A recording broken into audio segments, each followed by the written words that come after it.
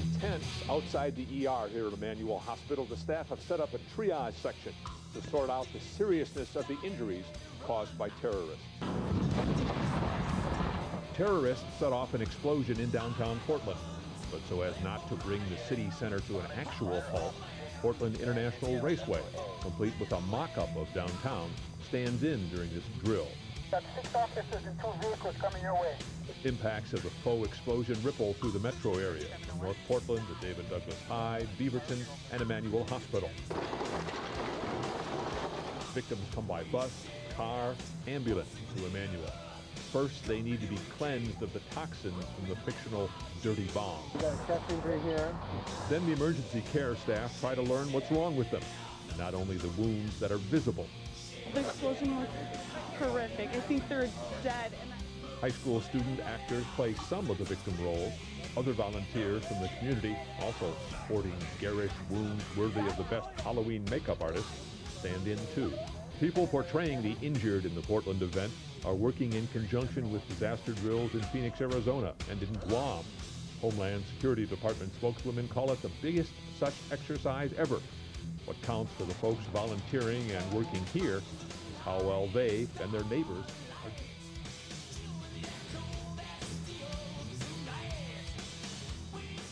Breaking the story of my career. I'm Alex Ansary, and this is a very special edition of Outside the Box that brings together a lot of the themes, concepts, and news articles that we've talked about for several years now. I'm joined tonight with Ginny Ross of the Oregon Truth Alliance. Thanks, Ginny, for coming on. Thank you. Ginny, we are sitting right now in the middle of Topoff 4. What a week. A military-led, DHS-led operation to respond to a crisis, an RDD bomb in Portland, Oregon. Tell us your part in bringing out information about not only Topoff 4, but 9/11 Truth. Okay, well, we started back during the time when Noble Resolve was coming into Portland. That was a much lower key drill, but that was in August, and we thought there was by far not enough information being given to the public, and so we started some public awareness on that, and that was a drill about some sort of natural disaster or a nuclear device explosion, and that was done mostly in Salem, but we still saw all the same patterns that we've seen before with these terror drills in the past since 9/11 up through London. The terror drills. And all the problem of going live, which a lot of people don't know about. Let's get into that a little bit later, okay. Exactly what terror drills we're talking about, and also your question to Michael Chertoff at our press conference that we were both at this morning. I also had some questions for Michael Chertoff as well. In this hour, you will see our confrontation with the mayor of the city of Portland over martial law use, military use of troops to domestically enforce the law here if there's a crisis. We also got some information for the governor about succession of constitution plans, succession of government plans. What would happen if the government is killed in an attack? That is exactly the scenario in this role-playing exercise that was led by DHS. And just another thing that we got involved in is bringing public awareness about Representative DeFazio, who's trying to get information from the White House about the continuation of government planning and the annexes to NSPD 51, which I'm sure your audience is well familiar with. The statement by Bush that he can pretty much impose martial law if there's a catastrophic emergency. So there are these annexes that have to do with the continuity of government, and those are what DeFazio could not get because of the stonewalling, so we wrote an open letter to DeFazio. We have everything on our website, www.oregontruthalliance.com, and then we started working on Vigilant Shield and Topoff, and we got together, and our work has gone together great because we have raised awareness, and it culminated this week with the press passes we had. And Ginny, before we get started, I want to thank you very You're welcome. much. I'm going to let the people at home know that this program that we bring you tonight would not have been possible. I didn't know this was going to happen a week ago if it wasn't for this woman that I respect very much next to me. Yeah. I want to say that I didn't know Thank you very much. I know about you very much. About a year ago, and I watched what you were doing and the success that you had in reaching out to the Oregonian about 9/11, the drills, and of course this particular exercise. And you've contacted a lot of people around the media spectrum in ways that I have not. Well, you've reached out to a lot of people that I haven't, and so I really appreciate your work. And thanks for joining us in this effort. It actually worked out great today. We all got to ask a question at the press conference, and I'm just really excited about how it turned out. And well, I've been thanks working, for being there. I've been working all week on this project. It started Monday, October 15th. Right now it is October 18th, and the exercise doesn't officially end until tomorrow. Right now we are in the military response aftermath of the Dirty Bomb attack. There are reports coming in about Homeland Security aircraft all around the Portland area and southeast Portland. If you go to portlandindymedia.org, I recommend you post what you see there. We have a special line set up not to go on the air because there's too much information and I cannot cover everything about Topoff 4 and the other war game drills taking part going on this week simultaneously with Topoff 4 in just 1 hour. So if you want to call 503-288-4442, let Mike Schultz know what you're seeing and he'll let me know and I'll report it on the air. We're going to start playing some footage in just a minute here from what I captured during the Topoff 4, the preparation exercise. There's a couple different places that we went to. We were given a not only our press passes, which is basically what you have to gain entry into the press conferences. We have the official guide for Topoff 4, which the media is allowed to see. And what's important to understand about this staged, managed PSYOP, and that's what I believe this truly is, engineering more fear, more terror in the hearts of Americans to support a militarized police state, is about the only place that this material, this exercise really goes. We haven't really found any real preparedness for the people of Portland, and there's a lot of secrecy about the details of Topoff 3 as well. We have a fake news network called VNN, which is, go ahead and tell us a little bit about VNN, Jenny. Well, VNN is a virtual news network, and it's what they set up to simulate newscasting during a disaster. And so they have VNN written on their police vests, and they've got cameras and tents all over, and they get to go and be close to the scene, whereas real media, like Alex, had to stay back. We have to stay in the observation area. So I guess you have a great story about how, sorry. Well, this is, usually I spend a lot of time doing show prep. I've just been going. Right. We also have to talk about what happened in the Lloyd Center just a little bit. For those of you that don't know, that was not part of the exercise, which you saw down at Lloyd Center just a few hours ago. I saw 20 Portland police bomb units race down MLK, along with about 15 Portland police cars. I followed in suit, but I couldn't run the red lights just like the police can, so they lost me, and I circled around downtown only to find many SUVs and agents that appear to be scoping out many aspects of downtown Portland at this time. This exercise is expected to continue over the course of the next week, and again, call 503-288-4442 with your eyewitness accounts. Do we have the clip ready? Is that a yes or a no? Go ahead and we have a VTR operator tonight. We're going to go ahead and show you some of the things that we captured tonight. What you're looking at here is the aftermath of the detonation of the radiological dispersal device, the dirty bomb, if you will, not a nuke. The mock dirty bomb release took place Monday at 9:06 in the morning. I got up after talking with Jack Blood of GCNlive.com, giving him some updates on the situation, only to arrive and see this. What you're looking at is about what I estimated, and you can count as well, 50 to 60 men in biohazard chemical suits with a bunch of dead bodies. And of course, you also have the survivors, which are being wrapped in some sort of tinfoil apparatus, tinfoil blanket of some sort, perhaps to keep the radiation on their body from emanating to other bodies, but it's also in question whether it can actually be transferred from person to person. That I don't believe it can, but it does provide tend to be an environmental problem, though, for the city of Portland. So there's a lot of things that they're working out, whether to evacuate, whether not to evacuate. It's a very serious situation. Upon entering this particular facility where I was filming right next to CNN, I was searched as well as my car. Here's the press conference, which we're going to listen into. So far, everything seems to be going as we kind of anticipate.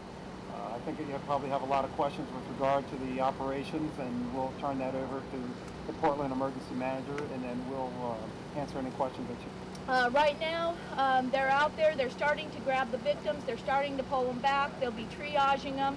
The hazardous materials teams are doing plumes so that we can see where the fallout may be going. The police have their bomb squad there. They're looking for secondary devices. There's a lot of activity going on. We understand there's over 200 patients out there, and they're going to be there for a while getting through this. One of the ways they treat the patients, and the most likely way they're going to do that today, is what they call dry decontamination. Although it's raining, they're going to do dry decontamination, and what that means is by taking all of the clothes off, they'll be able to get rid of most of the radiation on the victims out there.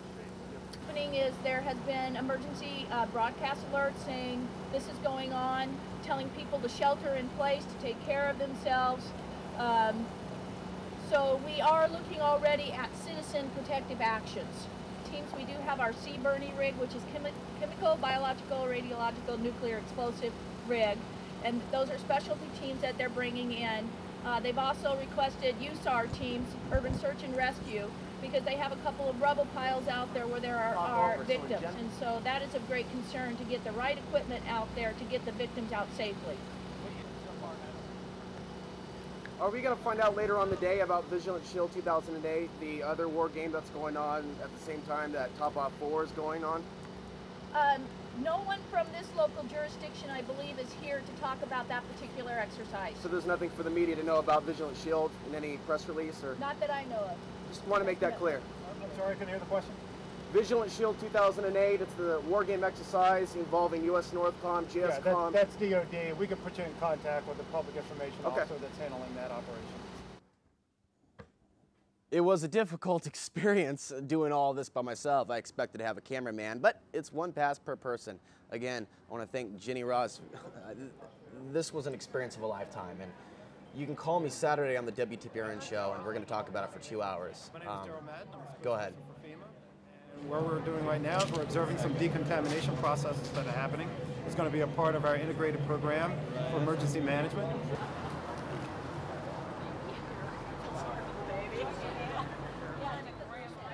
Victims. This girl that you see here, I see her at many protests, and this was interesting to watch this. This was at OHSU. This was also on Monday. We're still on Monday, which is day one. Excuse me, let me rephrase that. This was Tuesday, the first day of the live drill. Monday was just the initial setup day. So this was Tuesday at approximately noon at OHSU in Southwest Portland. OHSU is one of two trauma centers, trauma level 1 centers in the state of Oregon. Who did it? You think the government was involved? Oh yeah, it was a conspiracy theory thing, you know? Now at this point, it's 3:30 in the afternoon on Tuesday. This is the official mock press conference. What went right, what went wrong? You're going to see some interesting statements made by your mayor and your governor. My name is Aaron Walker. I'm the press secretary for FEMA from Washington, D.C., and I'll be moderating the press conference today. Speaking today will be FEMA Administrator David Paulison, followed by Mayor Tom Potter, and of course the governor. Also joining us on stage are General Reese, County Chair Ted Wheeler, and Admiral Courier from the U.S. Coast Guard, who is acting as the principal federal officer. After the governor's comments, I will moderate the questions and answers. We hope not to go any longer than 10 or 15 minutes. And let me just make this real clear. Folks, if the questions today, we anticipate that they will stay strictly to Topoff questions. If you have questions other than Topoff, we'll go ahead and direct you to the appropriate press secretary for that office. Thanks. And I wonder why he asked the press to keep it to Topoff 4. Well, good afternoon. The Topoff 4 exercise is a culmination of 2 years of exercises, town hall meetings, working together to help this country get better prepared for whatever disaster may come along. We have lots of opportunities to practice dealing with tornadoes, with earthquakes, with floods, with hurricanes, but we don't often, do we ever have an opportunity to talk about a radiological event. So that's why we did this exercise for this particular time. What we're trying to do is to pull people together, assess problems, and apply the right solutions. You know, the great thing about this training, and we really appreciate the fact that Portland was selected, is that we can use this training in many different areas besides looking at the issue of terrorism. Is that we can use it for earthquakes and floods and many other things. So we see this as a great tool for our community, that we're going to learn from it, we're going to grow from it. You've seen what's happening up here in Portland, but there's another event occurring down in Salem with the Anderson Readiness Center. That's where I've been all morning and until we came up here this afternoon. With me is the Adjutant General of the Oregon National Guard, General Reese, who is the person who is the head of Homeland Security for the state of Oregon and has the Office of Emergency Management under the National Guard. I activated the Oregon National Guard this morning. I told the adjutant to actually have all of the 8,000 Army and Air National Guard to report to their units today. By tonight, about 10 o'clock, we estimate that we would probably have about 80% of them available. We still have 2 days to go in this exercise. We have had the state police coordinating with their counterparts with the FBI and the other federal agencies. Our Oregon Department of Justice has been working with the U.S. Attorney's Office. So this whole area about public safety has been critically important to us because the bad guys haven't been caught yet, and we're worried about another incident, and so we're going to keep the pressure on and keep working to find out who these people were that did this. The second piece of this is the initial response, which you have seen here. But we've been coordinating, and Mayor Potter and Chair Wheeler and I have been on the phone talking about a number of different issues that we were concerned about, and we've been trying to resolve those issues collectively, and we've been able to do that. So the initial response, we sent up one of the National Guard units here this morning, which is a unit of 22 National Guard soldiers who are actually trained in the area of biological, chemical, and radiological disasters. So they have been on the ground here at this site with the local authorities trying to secure this area and actually determine all what happened. The last piece is new, and it's something that we looked at from the state level of what we would do if this event occurred, and it's called the recovery plan. One of the things that we've become aware of is that the state has not had a recovery plan as far as the state agencies as to what they're going to do after all of the people here are taken care of. We've actually captured the bad guys. It's not going to happen again. People are going to leave, but there are going to be serious issues for the city. This has been a great education for me. I'm actually going to fall into a trap as some serious is going to happen to me, and I'm going to have to trigger the succession clause of the Constitution, who becomes the governor in a time of emergency, and it's an interesting exercise. After I've been told the only thing I have to worry about is when they start putting the gloves on and those plastic latex things, and it's quite a statute that actually sets this up. But we're playing this for real. It's very, very important for us all to learn, and it isn't just a crime scene. It's actually laying the groundwork for a natural disaster when it comes to Oregon. So, folks, just two quick notes about the questions. One, if you could please just make sure you yell it as loud as you can. With the generators behind us, it's a little bit difficult to hear up here. And two, again, just encourage you to keep your questions restricted to top-off questions. Otherwise, we'll have to direct you to the press secretaries of the various agencies. Questions? For Mr. Paulson, why haven't we seen the details of Topoff 3 yet? We have distributed a lot of those after-action things were distributed very quickly to the ones who were involved in it. Some of those exercises, some of those after-action reports are not going to be published and not going to be made public. It's like giving our enemies a playbook of how we're going to operate and what our weaknesses are. The right people have those. At the end of the day, we end up with a 300 or 400 page document that goes every detail of exactly what happened. And that's not going to be published. We're going to keep that close hold. Now, the reason he said to speak up is because I wear hearing aids and I can't hear a darn thing, so you really got to speak up.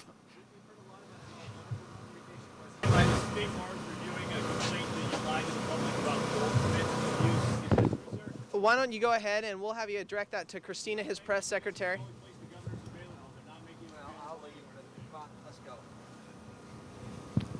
All right, well, thank you, folks. All right, a couple of folks may or may not have known about Neil Goldschmidt and his relationship with a 14-year-old. Here's my question. The county chair. Go ahead.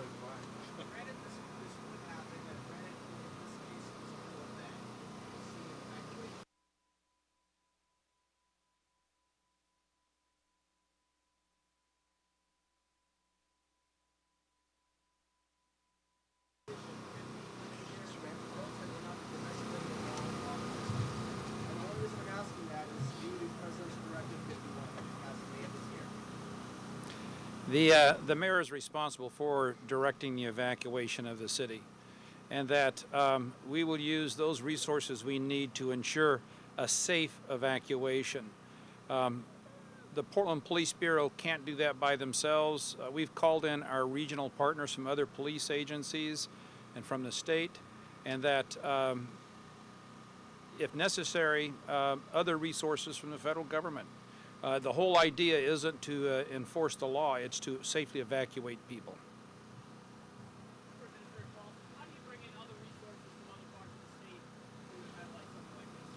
There's a system called EMAC, Emergency Management Assistance Compact, that all 50 states are participants in, where we can very quickly move resources from one state to another, including National Guard units if we have to do that. It's a very efficient system, it works very well. And if there's a need in a particular state and we know another state has that, all the governor has to do is pick up the phone and call that. And we can assist with that also. What we did in this particular event with Guam, with here in Oregon and also in Phoenix, in Arizona, is the president did an emergency declaration, not even waiting for the governor to apply for that. So they didn't have to go through all that paperwork. We did a disaster declaration right away. That allowed FEMA and the rest of the federal agencies to move equipment in and people in very quickly without having to worry about a declaration being done. So that's what would happen in a disaster like this. Back to the other question over there about the president's ability to nationalize, federalize the National Guard. That would only be in a very, very extreme event when there was no decision-making capability at the state or the local. And what I want to go back in terms of evacuation was, this was a situation, before we get too deep into the other information we'll go into, where a decision has to be made about whether to evacuate or not evacuate the city. In this situation, it's not necessarily to evacuate, but keep people at home. So there's two different ways the military is training, how to move populations. They've been doing this through Topoff 3, which VNN did a very long, detailed report, which includes vaccinations. There's also some information we've received about vaccinations being involved in the drill in Phoenix, Arizona. By the way, in Phoenix and Guam is where the other two locations are in Topoff 4. It's not just Portland. It involves 15,000 people altogether, 4,000 here locally in Portland. So my point is this, in this situation it's about your own personal shelter, what you have individually. That's why you have to actually get prepared, which is our talk next week, about what your suggestions and ideas are for forming a group here, based of course on peace, not trying to engineer a war on the government, but getting prepared so you're not irresponsible or dependent on the federal government for supplies, for food, water, things of that nature. So we're going to go back to this clip in just a minute, but we're going to pause every now and then, guys, in there. I know there's a lot going on. We're going to pause and make comments here and there just to kind of, give some color commentary to what's going on, because there's a lot of information here and 4 hours of footage, and there's a lot of stuff that you're not seeing tonight. So I want to make that point very clear when it comes to evacuations. It's not as simple as they make it seem. We'll go back to the tape now.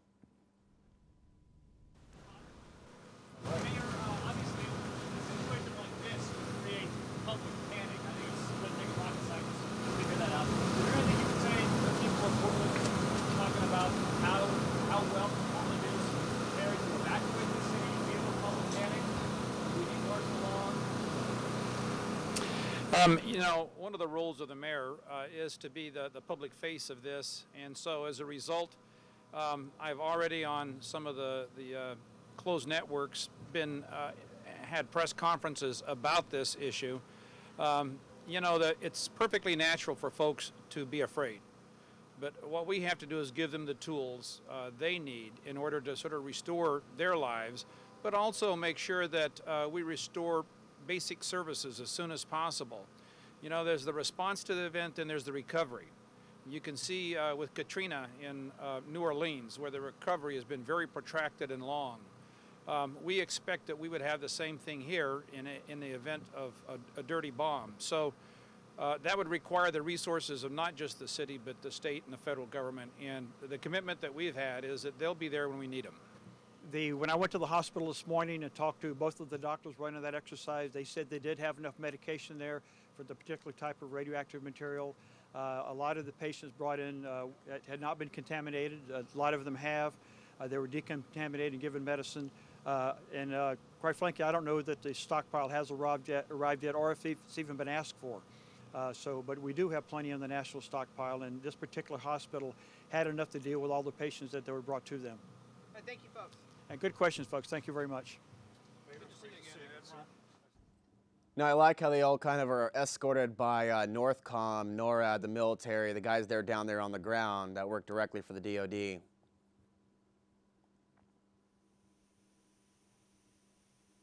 Now from here, we're going to Legacy Emmanuel, but before we do that, we're going to have to pause and talk with Ginny just a little bit about some of the things that we just saw. Ginny, some comments. Well, as you can see, it's all very orchestrated, and it's a staged event. We expected that, but didn't you think that it was interesting how all of the public speakers, the mayor and the governor, they followed a script, and we heard it a lot because of seeing these events all through the week. And we've heard this script about the reason Topoff 3 information has not come out is because we don't want the bad guys to see it. And this reasoning, we've heard Governor Kulongoski say that two or three times, I'm not sure. You've been watching this all week long. And I just think it's interesting that the officials they all seem to be playing off of a script as well, and it gives me a feeling that they're being prepared in a way for the real thing. And they only know their role. They're compartmentalized. They don't know about the other drills, which we should mention. Vigilant Shield. Let me just finish that it's true that we want our officials to be prepared. Mm-hmm. We're for that.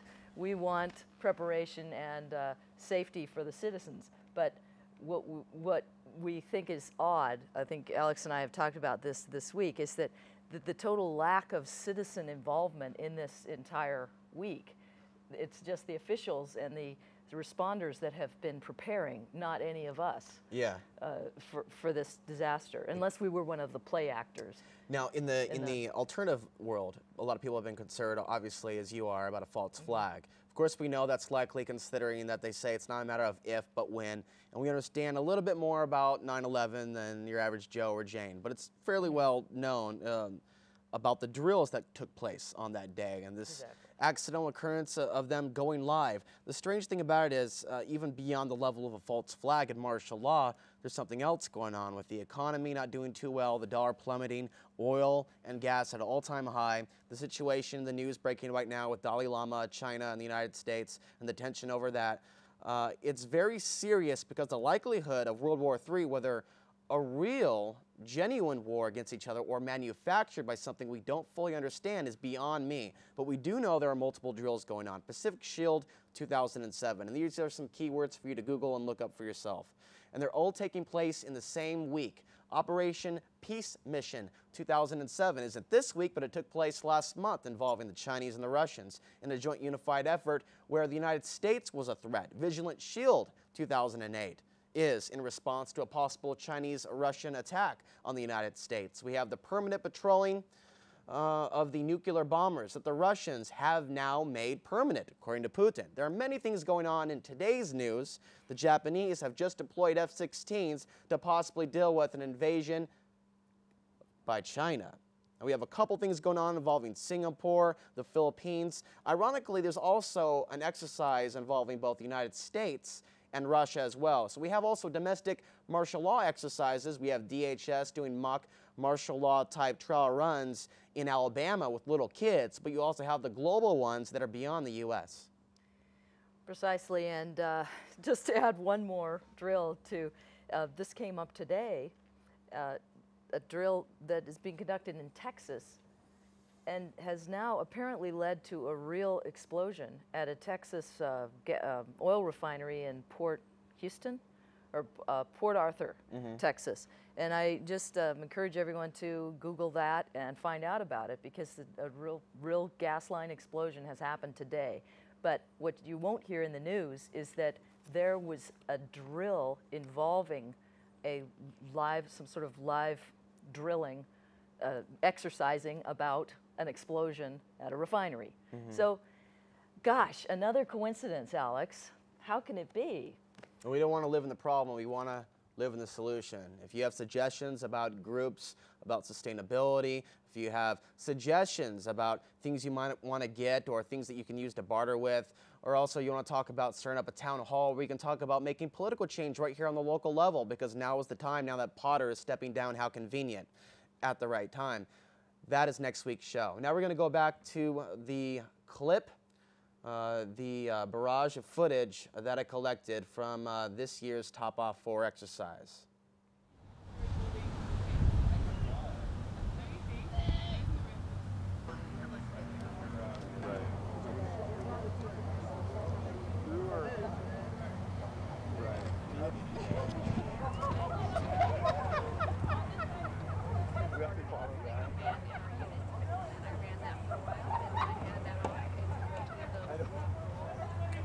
Because he's acting, he's pretending that he's going through some sort of a seizure. This is how morbid and bizarre this exercise really was. If only I had another hour to talk to you about all the things I learned about psychology. There's showers on the other side of that curtain, showers over there. One side is male, one side is female. Down the middle here is for people who are non-ambulatory, so they go through on the backboard. And those red coils have water coming out with soap, mild soap, so that knocks down the radioactive particles from their bodies. Go through it.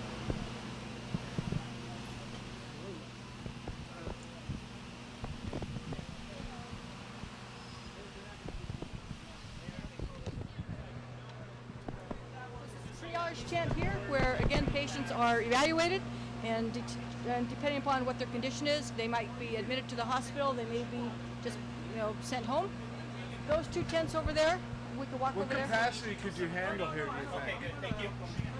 I don't know. I mean, this is obviously just a demo. This is hundreds. We could process hundreds of patients. Okay. I'm sure it's over 100 an hour. Wow. A quick update on where we are in the exercise. One of the things that you notice in that clip is the quarantine area. And people get used to the idea of the checkpoint in this exercise. There were many checkpoints. I went through several hundred checkpoints. I've spoken with several hundred people since Monday. And quite frankly, I'm a little bit overwhelmed at the moment.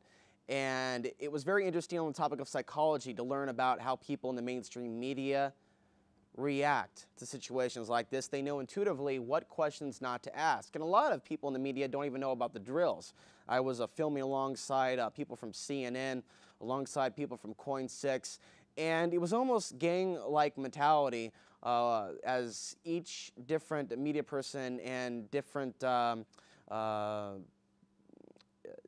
of Homeland Security official slowly at some point asked me who I'm with, because I didn't have a big fat logo of Coin 6 or NBC or Fox News on my jacket. So they were curious where I was from and who I was reporting for.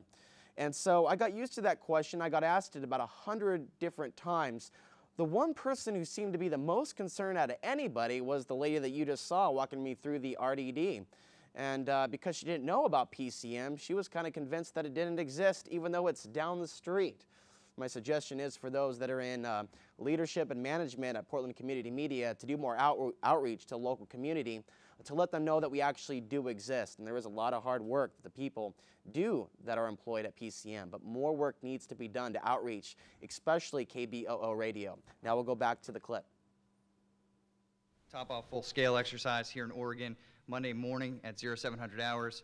The RDD device, the simulated device, went off and detonated at 9:06 Pacific time yesterday. We had the full-scale response took place down at Portland International Raceway.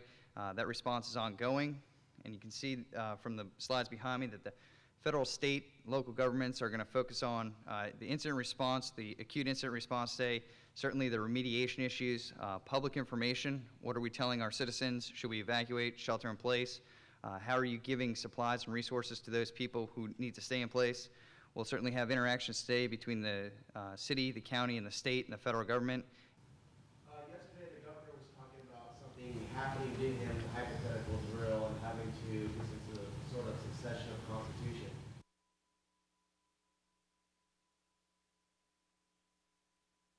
I understand what he was talking about, a few people were talking about last night. What was the reference? That was the only I'm going to cameraman defer other than to Channel Kelly 8. Jo, Greg Miles on the governor's activities.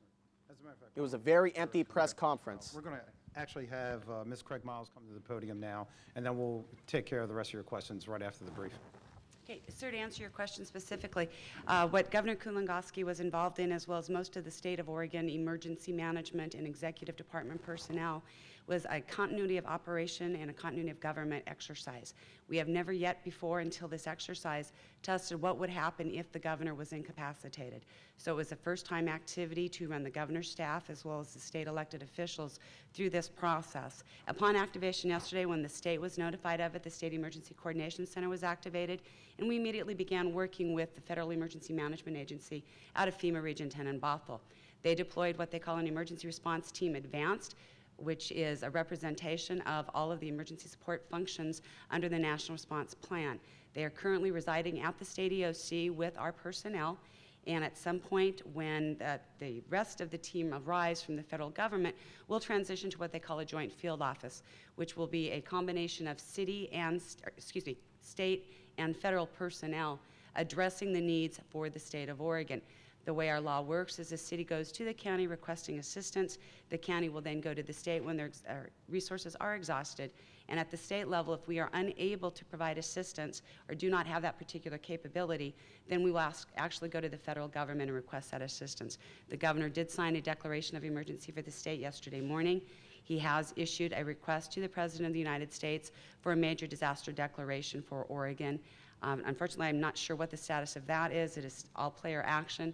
We have requested that. As Jeremy indicated, we do have a principal federal official that has been named. We do have a a federal coordinating officer and a state coordinating officer that will be working together to respond to the incident here in the state of Oregon to support the city of Portland as well as the surrounding counties. All right, questions?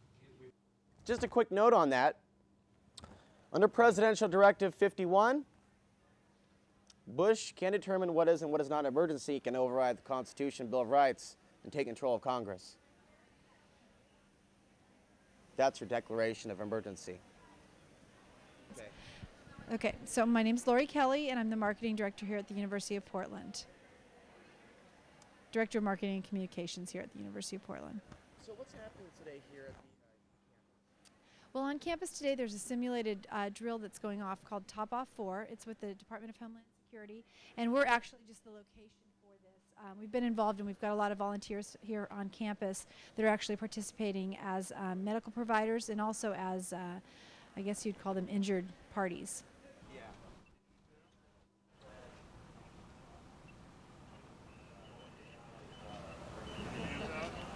One thing I was surprised to find out was that not very many Portlanders, not very many of my viewers have made enough phone calls. In fact, they haven't actually received that many concerned phone calls about Topoff 4. I found it to be a little bit alarming, but I know some of you are doing that, and I want to thank you. So spread the word to those that don't know. But I asked the officials about concerns from the public, and they said there were virtually no concerns. I actually talked to a few people and asked them if people were concerned at the schools, at the other facilities where things were going on. Some people thought it was pretty cool. I was at the Sheridan, and there were a lot of different people there that were not part of the Homeland Security situation, but feds were everywhere. I almost need you to received very little question. One of the, no, I don't People really seemed very relaxed too. It was almost a festive environment. Ooh, this is perfect. Here, I'll just do it with hand. And you can see how quickly this can be done. But a lot of us think, hey, that's preparation. We need to do that. Under what?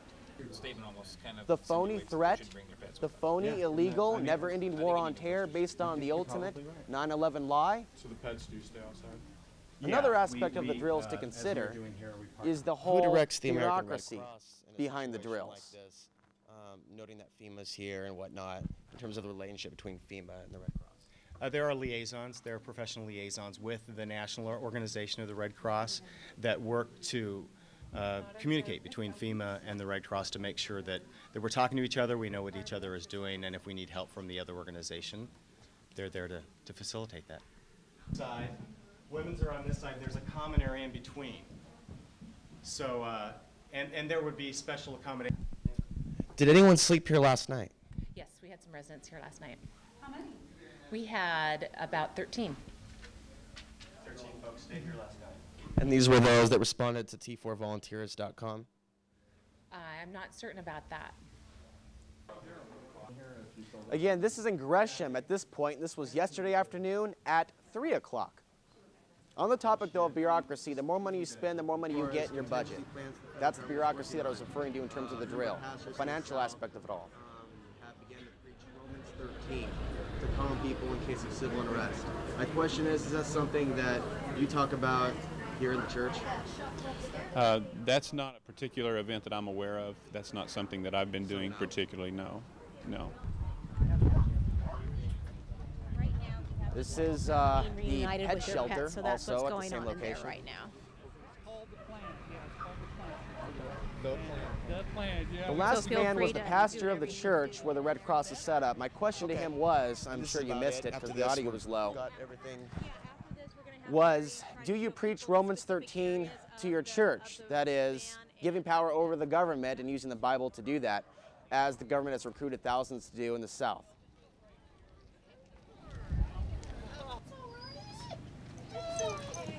And this allows us, as you can see, the cages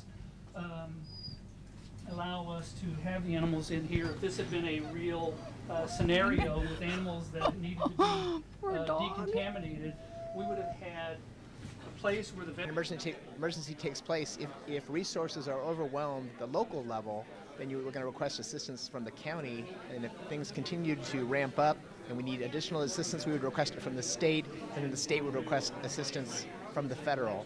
And that's what you see here in this mock terrorist event. You see all of the systems within the city and the county being overwhelmed. By the way, we're at the Portland Emergency Center on 92nd and Powell, 911 Dispatch Center as well. Resources from the federal. And so Governor Kulagowski was kind of explaining how that works yesterday. And here you see the city of Portland with our several of our regional partners managing the event right now. And what we're specifically doing is putting resources where they're needed, and that would be the operations section. While operations is working on events on the ground and talking with their representatives out in the field on the ground, you have the planning section who are coming up with strategies and working on what's happening right at this moment, what's coming up next, and which direction we're going in, strategies and tactics to deal with things. And then you've got, of course, logistics, which is supplying resources and equipment to the emergency. And you've got the finance section, which, of course, documents everything and manages all the record keeping. The 911 center here this is the mock 911 center, and it's every bit as real as the real thing with people taking calls and what we call triaging those calls and putting resources and people where they need to be. And Homeland Security is overseeing everything. This is the command center at the Sheraton Hotel near the Portland Airport. This is the nerve of the entire operation. All Homeland Security operated, all Homeland Security run. And they are overseeing everything and every decision being made, no matter what they're telling you about sharing and communicating and openness. Because what I saw here in terms of the questions I asked and others, it was anything but open.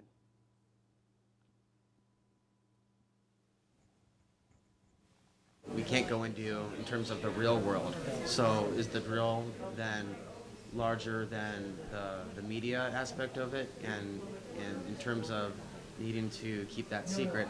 Can we just go over the reasons why? Well, I'm not quite sure if I understand the question.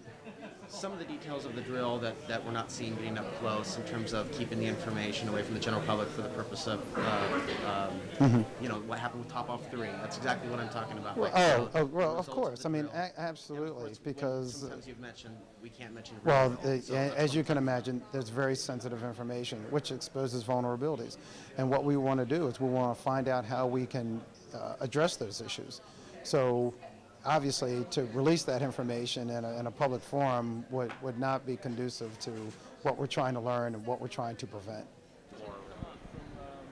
So what I want you to do online, if you're watching, is Google Topoff 3 or VNN, and you can see the actual fake newscast, the state media, if you will, and many issues come up. Again, vaccinations, martial law, evacuation, food supply, civil unrest, and these are the plans they're making. Civil unrest. Why civil unrest? What causes civil unrest? A collapse and war causes civil unrest.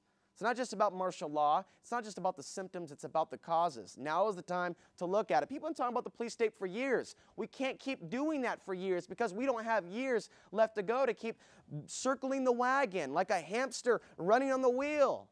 9/11 is important. These issues are important, but we have to move forward now because they're moving forward. Just stay with me. This is David Douglas High School this morning.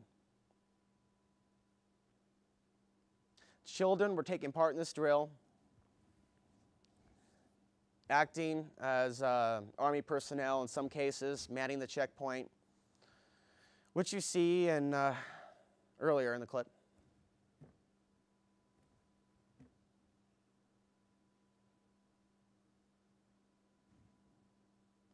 Well, we have audio for it, but I'm going to go ahead and re-upload a lot of this footage. But there was audio for this, and he was telling me how Homeland Security approached them to use David Douglas High School as part of the drill. This is how we're going out tonight. Here is the press conference. Audio up. Do we have audio?